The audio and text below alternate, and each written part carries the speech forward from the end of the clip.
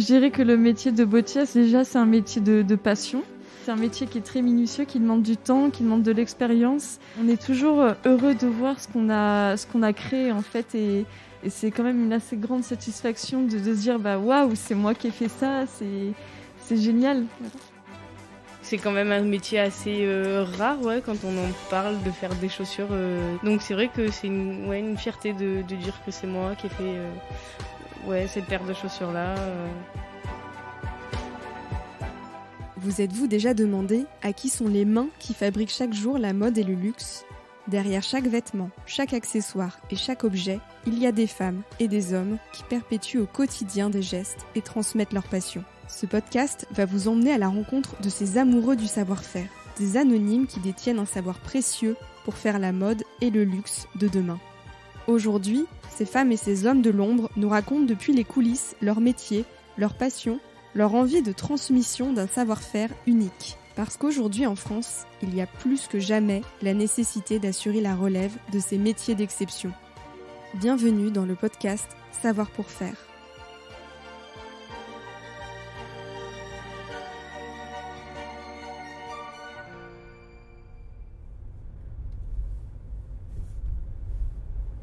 Votre destination se trouve sur la droite. Alors, on va essayer de se garer pas très loin. En Camargue, tout près d'Aigues-Vives, une jolie ville aux murs ocre, se trouve l'atelier de la botte gardienne. Antoine, Julien et Fanny Agulon ont repris cette entreprise dans laquelle a investi leur père dès 1958. Ils continuent à développer cette marque qui fabrique de A à Z, sans aucun sous-traitant, plus de 220 modèles de bottes, bottines et nu-pieds qui connaissent un succès international. Entrée boutique. Je vais essayer de passer par là. Alors, hop. Et là, c'est la boutique. Là, il y a une baie vitrée. Je vois un petit peu l'intérieur de l'atelier.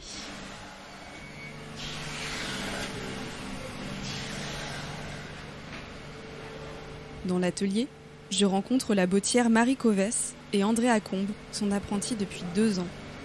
Je m'appelle Marie Covès, j'ai 26 ans et je suis ce qu'on appelle une bottière.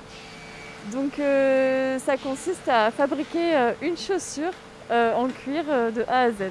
Voilà. Je m'appelle Andrea, j'ai 22 ans, bientôt 23. Ça fait 2 ans que j'ai été embauchée à la botte gardienne. La base de mon métier, c'est ouvrier polyvalent, mais c'est un terme assez vaste qu'on résume comme un métier de bottier, quoi. Pendant qu'Andrea finit d'imprimer le logo de la botte gardienne sur un modèle, Marie me montre les étapes de la préparation et du piquage sur lesquelles elle intervient particulièrement avec son apprenti. Alors là, nous sommes à la coupe. Nous avons tous les cuirs, les différents types de cuirs qui vont nous servir à réaliser nos chaussures. On va dire Sylvie a une commande. Elle va prendre les emporte-pièces en fonction du modèle de la chaussure, sélectionner le cuir et les couper. Elle va vérifier les défauts et les couper dans le bon sens de la peau en fait, pour que ce soit plus esthétique en fait.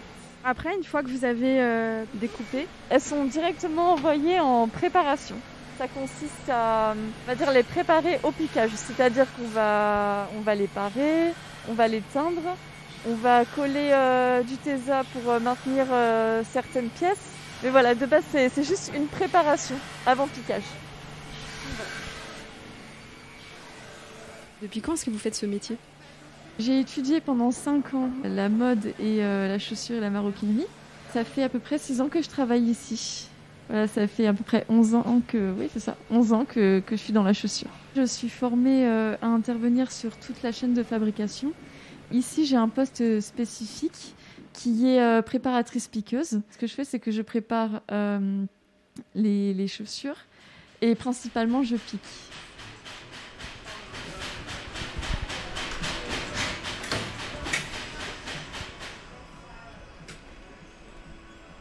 et là, vous faites quoi exactement ? Là, c'est le marquage à chaud du logo qu'on a sur les chaussures. Donc avec une machine qui vient l'imprimer en quelque sorte ? Ouais, on appelle ça une presse à chaud, en fait.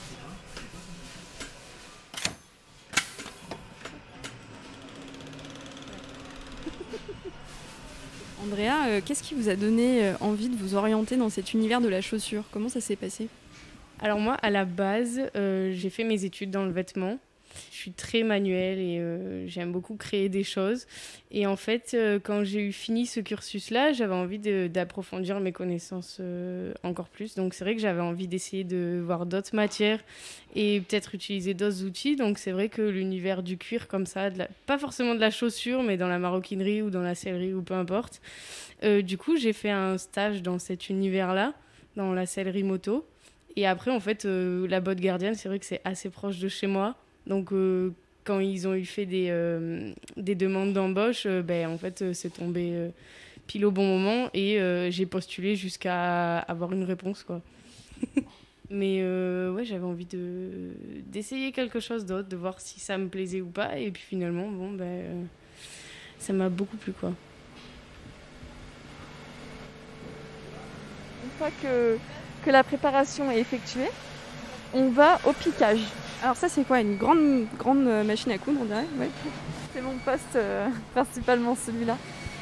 Donc, une fois que c'est préparé, c'est envoyé ici au piquage et nous, ce qu'on va faire, c'est qu'on va assembler nos morceaux entre eux, par une couture, tout simplement. Là, on voit qu'il y a une incrustation sur le cuir. C'est une incrustation aigle, on appelle ça comme ça. Donc, c'est-à-dire qu'il y a un morceau de cuir qui est refondu très très fin. Donc, toute l'épaisseur du cuir en fait a été affinée et plaquée contre un autre morceau de cuir. Et là, en fait, tout autour, on fait des coutures pour que ça tienne. Et ensuite, on le double. Et après, il y a encore des étapes de couture. C'est assez long en général. Enfin, ça dépend principalement du modèle, mais c'est très minutieux. Voilà, la couture. Et là, par exemple, pour faire le morceau que vous êtes en train de me montrer, donc effectivement, avec une couture, on voit très précise, très minutieuse et un espèce de dessin d'aile. Oui, effectivement, on voit un peu l'aigle. Mais bon, sur une surface qui fait, je sais pas, 10 cm, à peu près sur 10 cm. Combien de temps ça prend? Ça dépend vraiment du modèle. On peut mettre 1h30 à 3 heures. Et généralement, on a aussi une série, c'est-à-dire qu'on aura plusieurs pointures différentes. On a quelquefois des particuliers comme celui-ci où c'est juste une seule paire. Mais généralement, on a plusieurs séries comme ça qui nous arrivent. Et là, ça prend beaucoup plus de temps. Ça peut prendre une demi-journée, voire plus. Ça dépend vraiment. Marie, vous êtes la mentor, oui, on peut dire ça comme ça, on peut dire d'Andrea. Ça. Comment ça s'est fait? Je lui ai fait son entretien d'embauche. Donc elle a fait un essai, voilà, je lui ai expliqué comment ça fonctionnait ici, ce qu'elle devait faire. Et Andrea, de base, ne venait pas du tout du monde de la chaussure, elle venait du vêtement. Et elle a réussi à la perfection sa chaussure que je lui ai fait faire piquer. J'ai fait un debriefing de l'entretien et elle a été prise. Voilà. Comment est-ce que vous vous y prenez pour justement apprendre, transmettre votre métier à Andrea? Commencer, je lui apprends ce que je sais. Et voilà, c'est une transmission de savoir-faire et c'est de l'écoute, c'est voilà, je sais pas comment dire. Mais vous-même, vous êtes très jeune. Oui. C'est étonnant d'ailleurs de pouvoir être mentor à cet âge-là. J'ai réussi à faire mes preuves dans mon métier au sein de l'entreprise La Botte Gardienne et c'est comme ça que ça s'est fait, voilà. C'est important pour vous de transmettre votre savoir-faire? C'est quelque chose qui vous plaît, qui vous tient à cœur? Oui, c'est quelque chose qui me plaît. Le métier de bottier, c'est quand même un métier qui s'est perdu. Pouvoir former de nouveaux jeunes à ce métier, c'est quand même quelque chose d'assez important pour moi, pour que le métier perdure, en fait. Il faut qu'il y ait beaucoup plus de fabrication française. C'est quand même des savoir-faire qui sont exceptionnels. Et on a ce savoir-faire en France et il faut persévérer et continuer de créer, d'imaginer.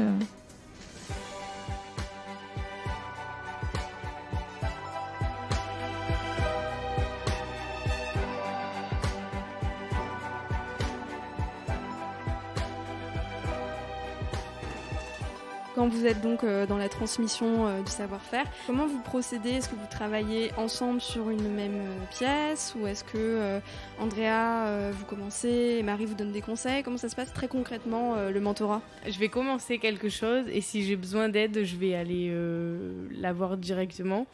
Et ouais, même au piquage, c'est la même chose. Je vais commencer quelque chose, elle va m'expliquer. C'est arrivé une fois, je crois, pour les cavalières ou les chantilly. Des grandes bottes style équitation où elle l'a fait en même temps que moi pour m'expliquer, pour que je vois, parce que c'était quand même un modèle assez compliqué. Après, ce qui est bien avec Andrea, c'est que quand elle est arrivée, je lui ai enseigné tous les modèles. Elle a su se débrouiller aussi avec les fiches techniques. Elle a appris très très vite. Une fois qu'elle avait tout appris, ça peut arriver qu'il y ait 2-3 questions de temps en temps, mais du coup c'est bien parce qu'elle est quand même assez autonome. Quel est le lien qui s'est créé entre vous deux avec cette relation d'apprentissage, de mentorat? Un lien d'amitié, je dirais. Oui. Puis on s'entend très très bien. On va dire il y a un bon feeling. Voilà. C'est vrai que là j'ai 22 ans, je vais partir sur mes 23 ans et c'est vrai qu'on a quasiment presque la même tranche d'âge. Je pense que ça a facilité aussi un peu les choses, le fait qu'on s'entende bien parce qu'on avait l'impression d'être deux copines presque. En fait, c'était un peu comme ça.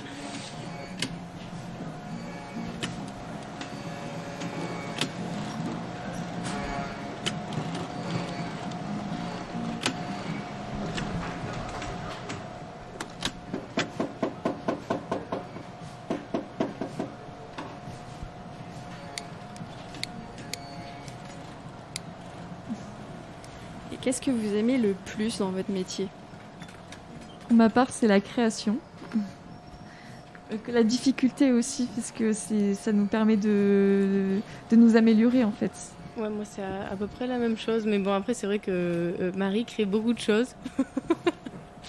Moi c'est vrai que bon, j'ai pas eu l'occasion de créer des choses dans cette entreprise-là, mais moi ce qui me plaît le plus dans mon travail, j'adore piquer à la machine.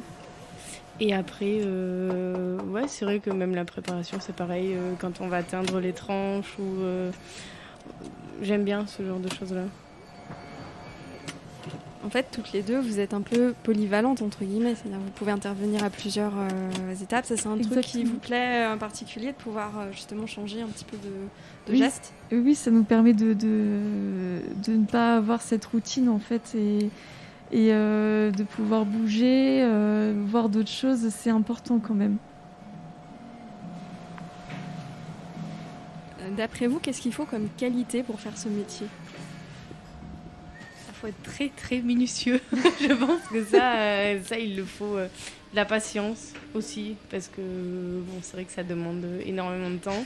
Et c'est votre cas, toutes les deux? Vous êtes toutes les deux patientes et minutieuses? Oui. Ah mais c'est vrai que quand on n'est pas minutieux, on fait un peu des bêtises, quoi. Et quand on n'a pas de patience, oui, il y a un risque aussi de ne pas faire de jolies choses, quoi. C'est un métier de précision, on va dire. Faut aimer, il faut avoir envie.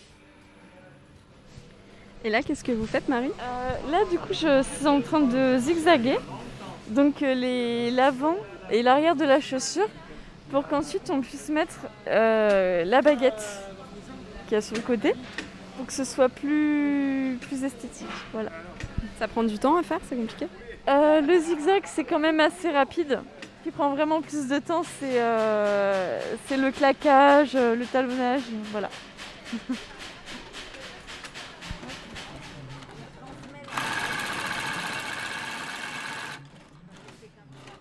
Ici, en fait, j'ai l'impression que c'est une entreprise assez familiale. Tout à fait, oui.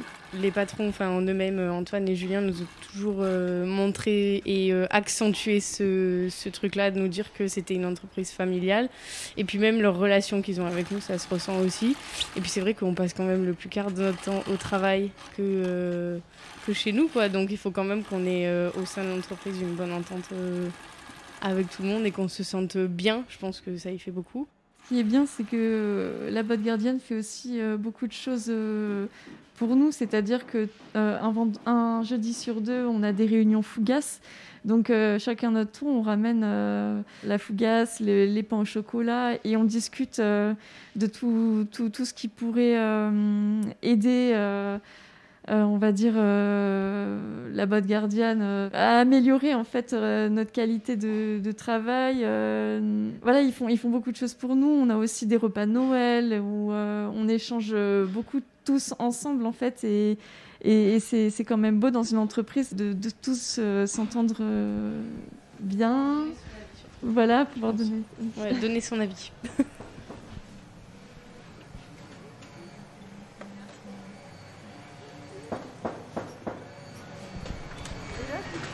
Je vais commencer à piquer la deuxième baguette. Donc, je suis obligée de rester sur ma machine pour le petit carré qu'on voit ici. Ensuite, je suis obligée de changer de machine parce que notre pilier, elle n'est pas assez haute. Et du coup, il faut que je prenne une machine où le pilier est beaucoup plus haut pour pouvoir passer la botte entière. Quand elles sont grandes, c'est un peu plus compliqué à les passer. Sinon, si c'est une petite bottine, là, ça passe facilement. Qu'est-ce que vous auriez envie de faire par la suite? Moi, c'est vrai que j'adore apprendre des choses, donc en apprendre plus et l'évolution, quoi, surtout. Pour ma part, moi j'ai un rêve depuis que je suis toute jeune en fait, c'est de créer ma marque. Donc un jour, oui, je me lancerai. Et pour le moment, après, la botte gardienne, c'est quand même une entreprise que j'affectionne énormément. J'ai envie d'y rester.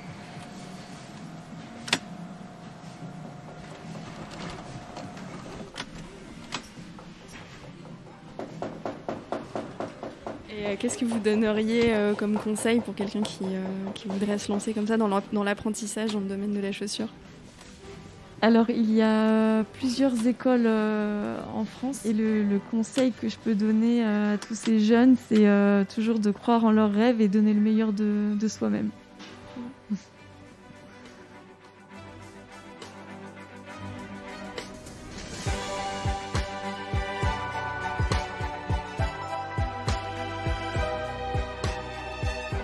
Pour exercer les métiers de la chaussure, retrouvez les formations sur le site savoirpourfaire.fr et rejoignez la filière mode et luxe.